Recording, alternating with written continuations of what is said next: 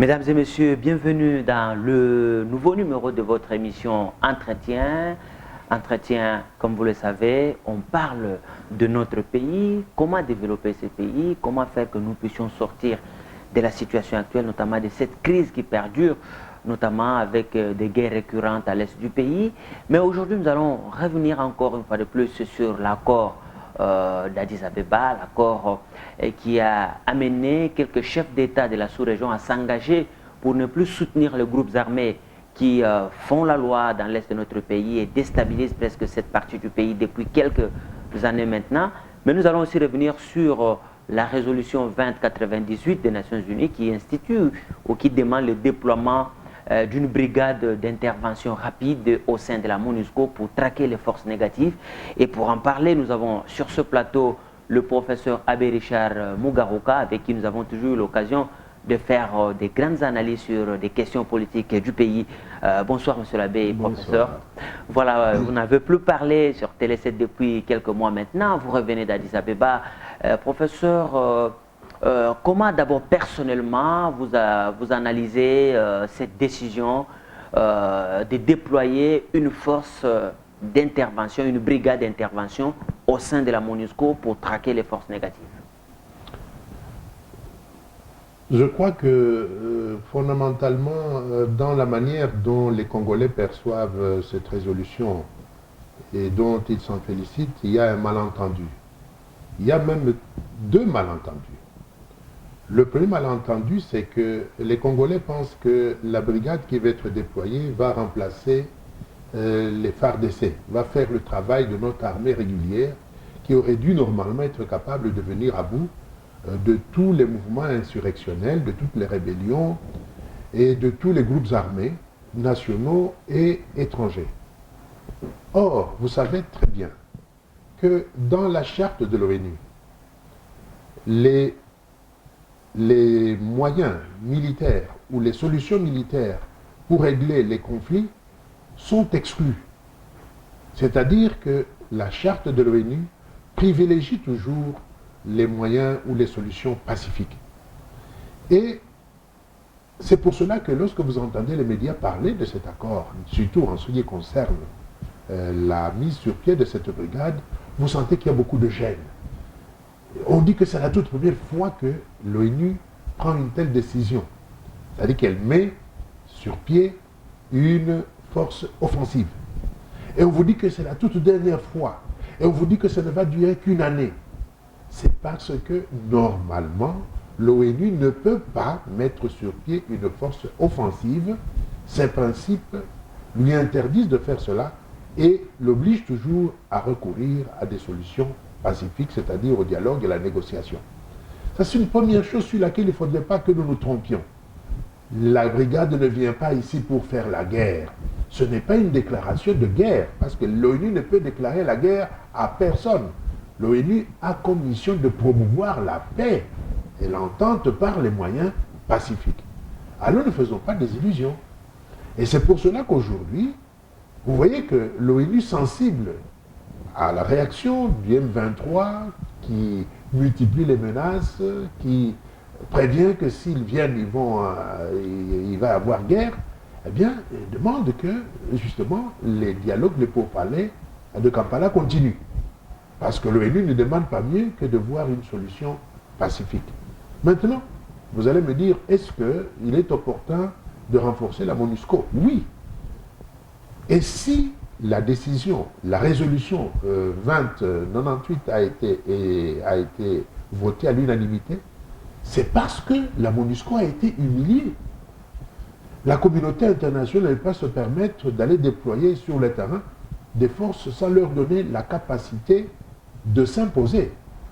Et ils ont mis cette brigade pour que désormais, aucun groupe armé ne se croit en position de l'emporter militairement ou de dissuader militairement la MONUSCO. Au contraire, il faudrait que les forces, que l'armée, les militaires que la MONUSCO déploie sur le terrain soient en mesure justement de jouer le rôle dissuasif, c'est-à-dire d'être suffisamment forts que pour faire peur à leurs protagonistes éventuels. Et ici, la manière dont le M23 a humilié la MONUSCO, parce que la MONUSCO a été humiliée avec la chute de Goma, il vous souviendra qu'une semaine... Et peu récemment aussi, ils ont confisqué du matériel militaire de la MONUSCO. Et il vous souviendra qu'une semaine avant la chute de Goma, le secrétaire général du Conseil de sécurité avait dit que Goma ne tomberait pas.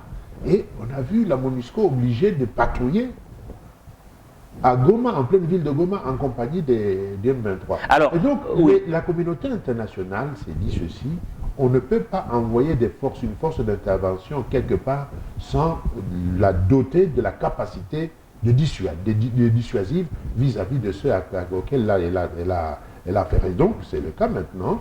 On va renforcer la MONUSCO de telle façon que si le M23 veut s'y frotter, eh ben, le M23 va s'y piquer. Alors, aujourd'hui, M. Labbé, avec l'arrivée de cette force, d'ailleurs, on l'a dit que c'est pour les jours qui viennent, est-ce que les négociations de Kampala ont encore un sens? Parce que le M23 étant considéré comme une force négative, devrait, comme le veut d'ailleurs le gouvernement ici à Kinshasa, les ministres Chibanda et Mende ont organisé une conférence de presse conjointe et en répondant à quelques questions des journalistes, ils avaient dit que le M23 n'avait plus aucune autre solution que de se dissoudre lui-même, au lieu d'attendre d'être broyé, ça je répète, c'est leur propre mot, par la force qui va arriver. C'est là que justement il y a un grand malentendu.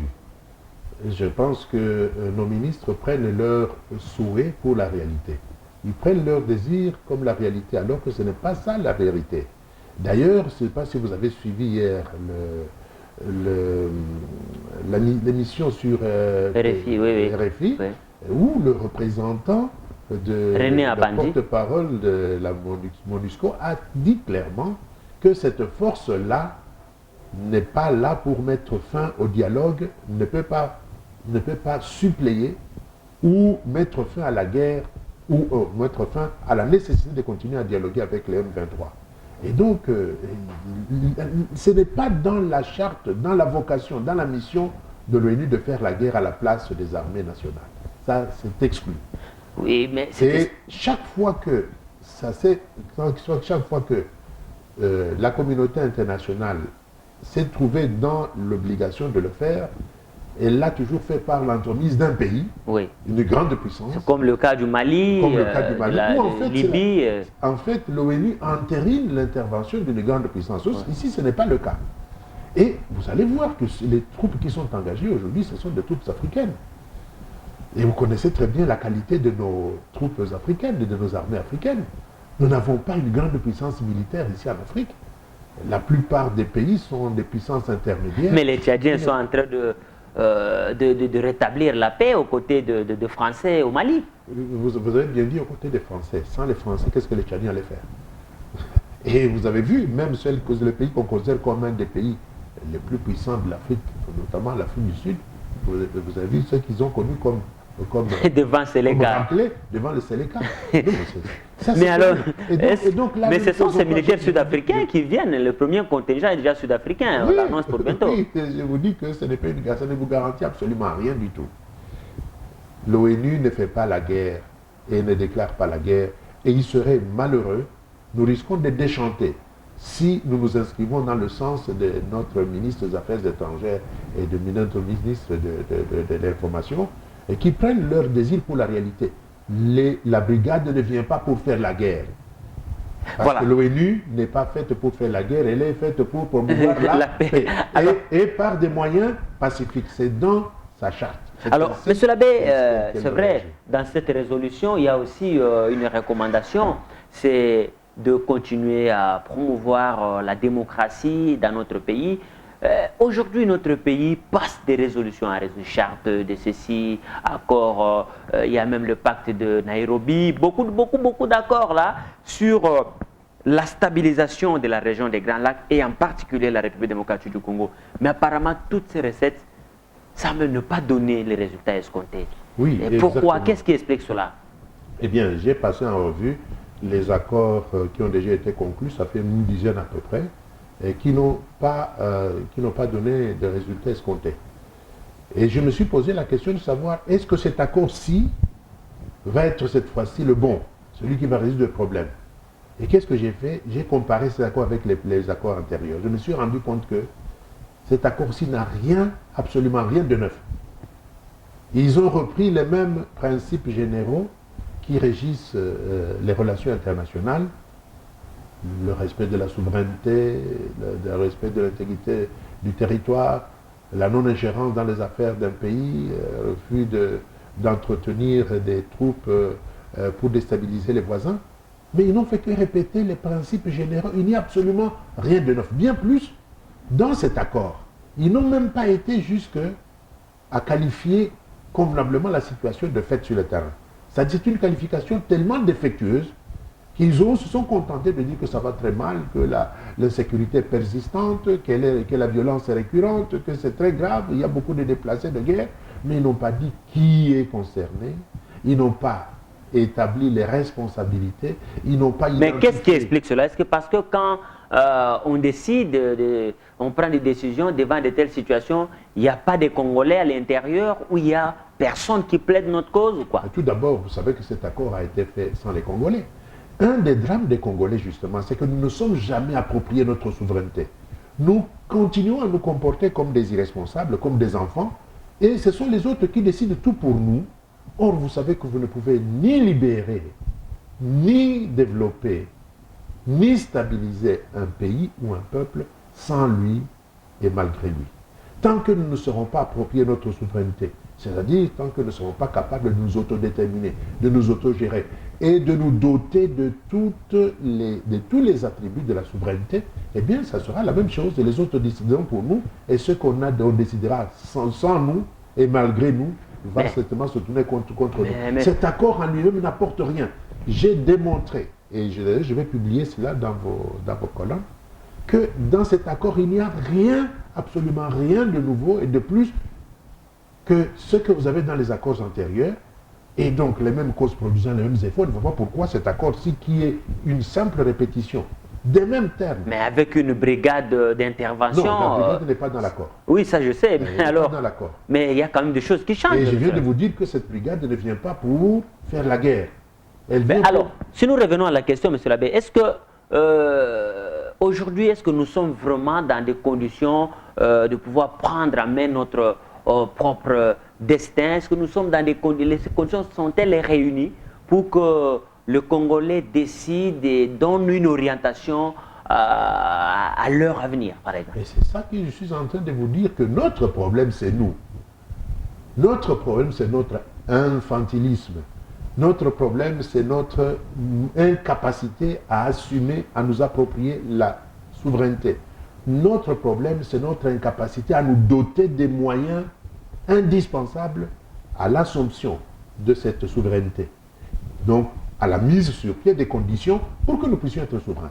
Et voilà pourquoi, dans cet accord-là, le premier sur qui, si vous voulez, on attire l'attention, le premier qu'on épingle comme responsable de l'insécurité, c'est la République démocratique du Congo elle-même. Et c'est pour cela qu'on nous soumet, qu'on nous met sous tutelle.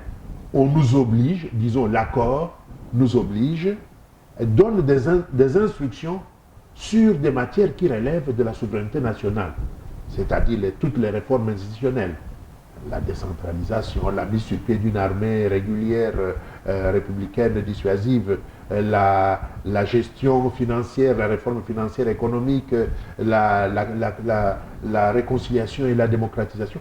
Tout ça, ce sont des domaines qui relèvent de notre souveraineté. Nous ne devions ni demander aux autres de nous donner des injonctions sur ces sujets, ni même les accepter. Parce que c'est contraire à l'article 2,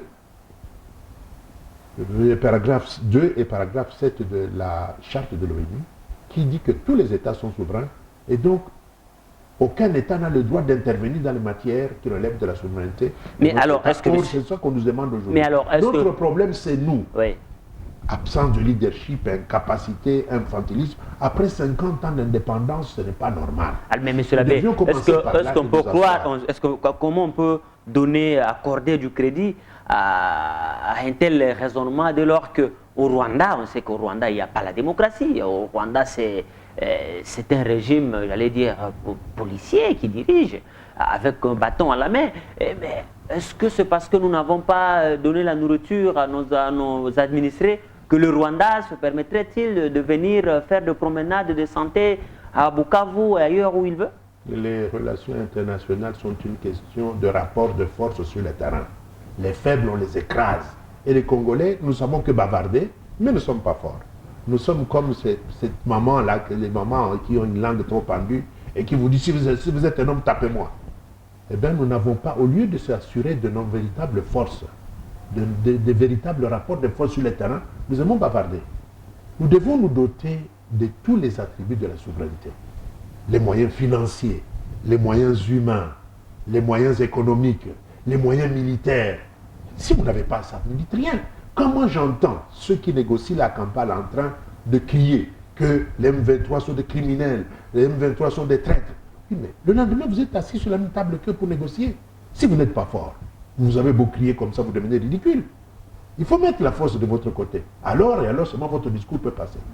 Il n'y a pas de dissuasion diplomatique sans dissuasion militaire. Oui, mais... Et donc, nous, comme nous sommes faibles, nous n'avons pas fait. Toutes ces conditions-là, vous les trouvez dans quoi? Dans les objectifs de la transition. Tout ce que nous venons de dire là comme moyen pour pouvoir, comme condition pour devenir un État crédible et avoir donc droit à la parole, avoir droit au chapitre dans les concerts des nations, eh bien tout ça devait être réalisé en 2006. On n'a jamais rien évalué. Aucun des objectifs de la transition n'a été atteint de manière satisfaisante. Aucun. Alors voilà, nous sommes aujourd'hui en train de payer le fruit de notre propre inconscience, de notre propre incompétence. Nous aurions dû nous asseoir et faire une évaluation rigoureuse. C'est pour cela qu'aujourd'hui on demande qu'il y ait dialogue. Pas pour aller se partager les pouvoirs, mais pour savoir quelles sont les conditions que le Congo doit réunir, devrait réunir, pour pouvoir aujourd'hui s'appeler un pays souverain. Oui, Monsieur l'abbé, vous revenez d'Addis Abeba, je le dis ici, vous avez assisté à une conférence effectivement qui a eu aussi, entre autres matières, débattu de la situation en République démocratique du Congo. À haut niveau, par exemple au niveau continental, à l'Union africaine, comment on appréhende de manière beaucoup plus précise de la question congolaise? Tout le monde vous parle du déficit de leadership. Tout le monde vous dit ça. Ce n'est pas possible. Un pays aussi riche, un pays qui a de telles potentialités, pas seulement sur le plan matériel, économique, mais aussi sur le plan humain. Comment se fait-il que vous souffriez d'un tel déficit de leadership? Nous n'avons pas de classe politique.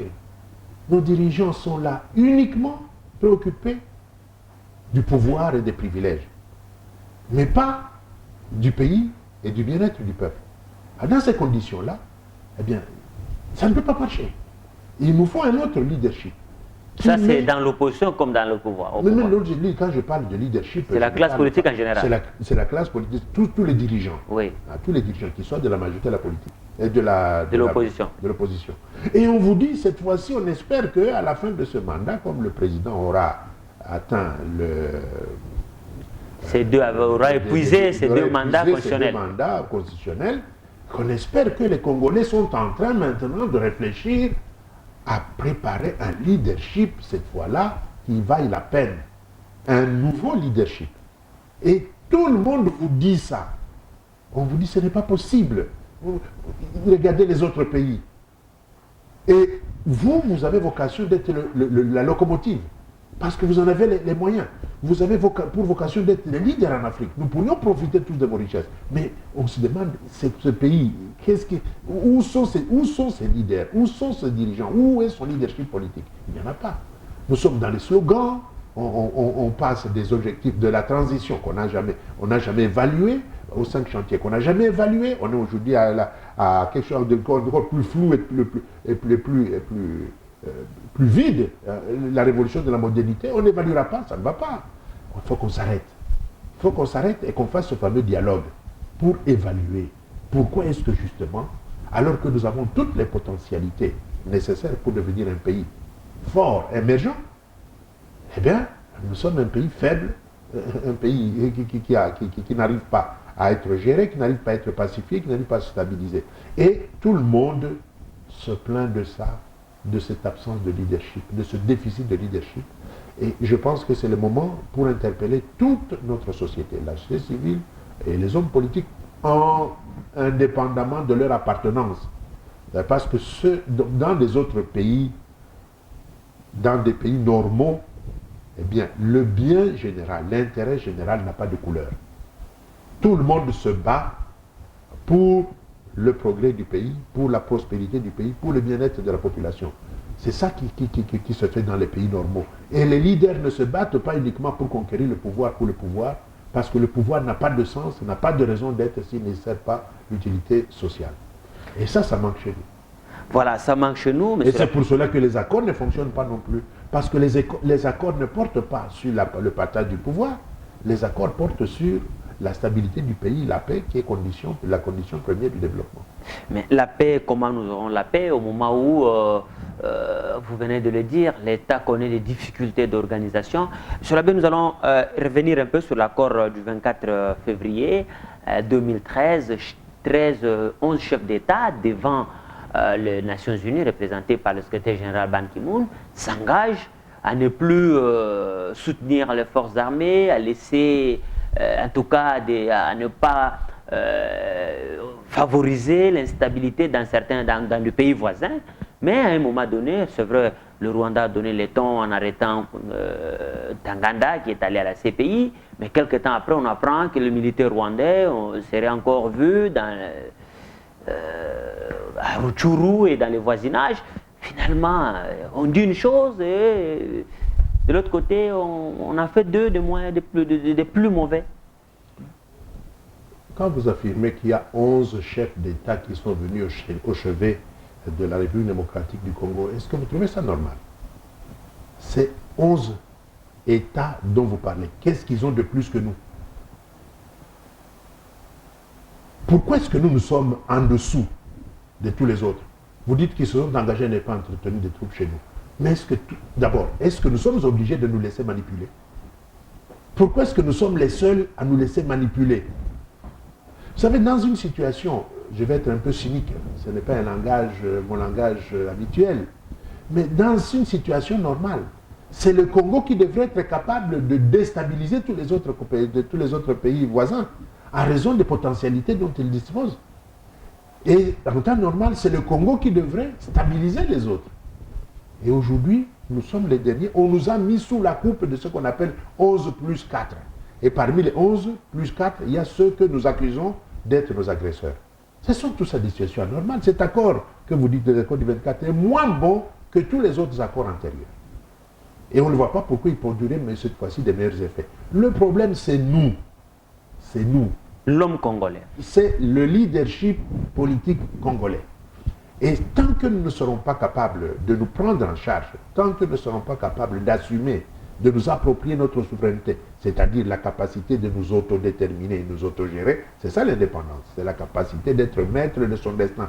Tant que nous n'aurons pas fait ça, et tant que nous n'aurons pas réuni les conditions, parce que les conditions, on les connaît, c'était déjà les objectifs de la transition, qui devaient être réalisés en 2006. Oui. Eh bien, on les connaît. Tant que nous n'aurons pas fait ça, les autres ne feront pas pour nous. Aucun État ne viendra se substituer au leadership congolais. L'ONU, l'OUA, la communauté, la CRGL ne pourront jamais se substituer au leadership congolais. Mais alors, monsieur l'abbé... Et donc là, oui. Dire qu'ils sont allés faire ça, ils ont dit ça dans les accords, ça ne sait rien du tout. Alors, la question que je vous pose, est-ce que vous ne voyez pas que la communauté internationale est dans l'obligation de nous aider? Parce que quand on voit les réfugiés rwandais qui sont venus aujourd'hui, qu'on appelle les Teramoué, tout ça, FDLR, consort, mais c'est l'ONU qui a demandé à la République démocratique du Congo de les accueillir lorsqu'il y a eu génocide au Rwanda. Est-ce que l'ONU n'est pas, à ce moment précis, obligée de résoudre la crise qu'elle a créée elle-même?